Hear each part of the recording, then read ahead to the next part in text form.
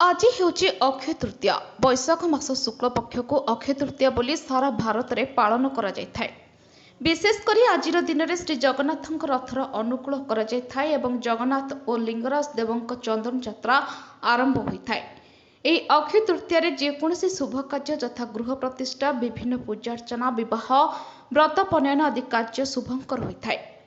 ସେହିପରି ଆଜି କେନ୍ଦୁଗୁଡ଼ା ମୁଖ୍ୟ ରାସ୍ତା ପାର୍ଶ୍ୱରେ ପବିତ୍ର ଅକ୍ଷୟ ତୃତୀୟା ଉପଲକ୍ଷେ ଚଲା ସରବତ ସହ ବିଭିନ୍ନ ପଣା ସାମଗ୍ରୀ ବଣ୍ଟା ଯାଇଥିଲା। ଏହି ପଣା ବଣ୍ଟନ କେନ୍ଦୁଗୁଡ଼ା ନିବାସୀ ପ୍ରମୋଦ ଦାସଙ୍କ ସହ ସପରିବାର ଦ୍ୱାରା ଆୟୋଜନ କରାଯାଇଥିଲା। ପ୍ରମୋଦ ଦାସ ଆୟାଙ୍କର ଆଜି ଅକ୍ଷୟ ତୃତୀୟା ନିମନ୍ତେ କୋଟପାଡ଼ କେନ୍ଦୁଗୁଡ଼ାଠାରେ ଆମର ବିଶ୍ରାମ ଗାର ଠାରେ ଗୋଟେ ପଣାର ପ୍ରୋଗ୍ରାମ ଆରମ୍ଭ କରିଛନ୍ତି। ଆଉ ସେ ଆରମ୍ଭରୁ ଏତେବେଳ ଯାଏ 2 ଘଣ୍ଟା ହେଲାଣି ଚାଲିଛି କାର୍ଯ୍ୟରେ 500-600 ଲୋକ ଖାଇକିରି ପଣା ଗଲେଣି। ଆହୁରି ଖରାକୁ ଏଇଟା ଗୋଟେ ଅକ୍ଷୟ ତୃତୀୟା ପାଇଁ ଆମେ ଶୁଭକାମନା କରୁଛୁ। ଆୟଙ୍କର ମଙ୍ଗଳ ହଉ। ଚନ୍ଦନ ଯାତ୍ରା ଆଉ ଲିଙ୍ଗରାଜ ଦେବଙ୍କର ଚନ୍ଦନ ଯାତ୍ରା, ତା ସହିତ ସମସ୍ତ ଉତ୍ତରାଖଣ୍ଡର 4 ଧାମର ଭିତରୁ 3ଟା ଯେଉଁଟାକି ଆମର ରହିଲା କେଦାରନାଥ, ଆହୁରି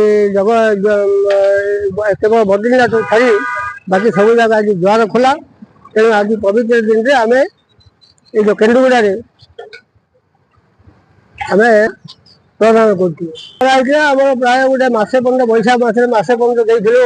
ଆମ ଏଇ ଯେଉଁ ବନନାଟିର ଜନ୍ମ ପୂର୍ବରୁ ପ୍ରାୟ 7-8 ବର୍ଷ ତଳୁ ଦିଆହେଇଥିଲା, ଗୋଟେ ମାସେ ପର୍ଯ୍ୟନ୍ତ ଦିଆହେଇଥିଲା। ଆଉ ଏବେ ସେ ସୁଯୋଗ ମିଳିଲା, ଆଜି ସେ ସୁଯୋଗକୁ ଆମେ ତାକୁ ହସ୍ତକ୍ଷେପ କରିବାକୁ ବାଧ୍ୟ ହେଲୁ।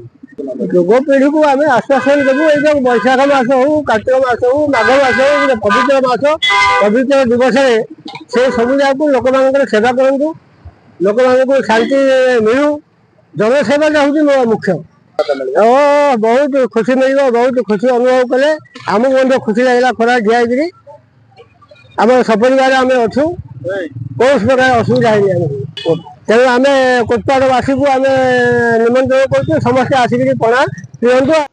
ବିଶେଷ କରି ଏହି ପଣା ବଣ୍ଟନ ସମୟରେ କୋଟପାଡ଼ ଡିପିଏସ୍ ଓଏଲ୍ଏଡ୍ ପକ୍ଷରୁ ପୂର୍ଣ୍ଣ ସହଯୋଗ କରିଥିଲେ। ଆଜିର ଏହି ପଣା ବଣ୍ଟନ ସମୟରେ କୋଟପାଡ଼ ବିଜେଡି ବିଧାୟକ ପ୍ରାର୍ଥୀ ଚନ୍ଦ୍ରଶେଖର ମାଝୀ ଉପସ୍ଥିତ ଥିବାର ଦେଖିବାକୁ ମିଳିଥିଲା। ଶ୍ରୀ ପ୍ରମୋଦ ଦାସ ଏହିପରି ମହତ୍ କାର୍ଯ୍ୟକୁ କୋଟପାଡ଼ ବିଭିନ୍ନ ବୁଦ୍ଧିଜୀବୀ ମହଲରେ ପ୍ରଶଂସା କରାଯାଇଥିବାର ଦେଖିବାକୁ ମିଳିଥିଲା। କୋଟପାଡ଼ରୁ ଅଜୟ କୁମାର ମିଶ୍ରଙ୍କ ରିପୋର୍ଟ, ଜ୍ୟୋତିପ୍ରଭା ନ୍ୟୁଜ୍।